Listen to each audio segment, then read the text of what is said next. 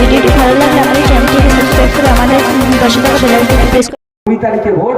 এই 20 তারিখের আগে কল্যাণনগরে এই তথ্য প্রকাশ করবে না, তথ্য করবে না। কারণ এই তথ্যটা প্রকাশ করলেই এই জয় বাংলা স্লোগান দিয়ে বাংলা থেকে যারা কাটিং করে ওই শঙ্করাঢ্যদের মাধ্যমে দুবাইয়ে পাঠাচ্ছে তাদেরকে ধরা পড়ে যাবে। জয় বাংলা স্লোগান দিচ্ছে, বাংলার জয় বলছে, বাংলার উন্নয়নের টাকা দুবাইয়ে চলে যাচ্ছে শঙ্করাঢ্যের হাত ধরে। সেটা এখন জেলে আছে, ইডিকে ধরেছে। তো কথা হচ্ছে এটা বলবে না, কারণ আমি বলে রাখি আমি একজন বিধায়ক। তো এই যে লাইট পোস্টের নিচে আপনারা বসে আছেন, এটা ধরো না এমপি ব্লাডে হয়েছে, আমি বোঝানোর জন্য বলছি। তো কত টাকা খরচ হয় না হয় এটা আমি ভালো করে জানি। একটা কল কোনো জায়গায় নলকূপ বসিয়েছে, দেখবেন হয়তো এরা শ্বেতপত্র এই জন্যই প্রকাশ করবে না।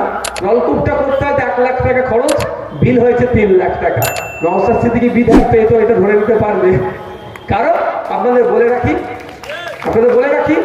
একটা বিধায়কের বছরে 60 লাখ টাকা পায়, সেটা বের এখন 70 লাখ হয়েছে। সেটাও নওশাদ সিদ্দিকীর জন্য, সেনাশিস চক্রবর্তীর জন্য নয়, এলাকার বিধায়কের জন্য। সেনাশিস তাকে জিজ্ঞাসা করবে।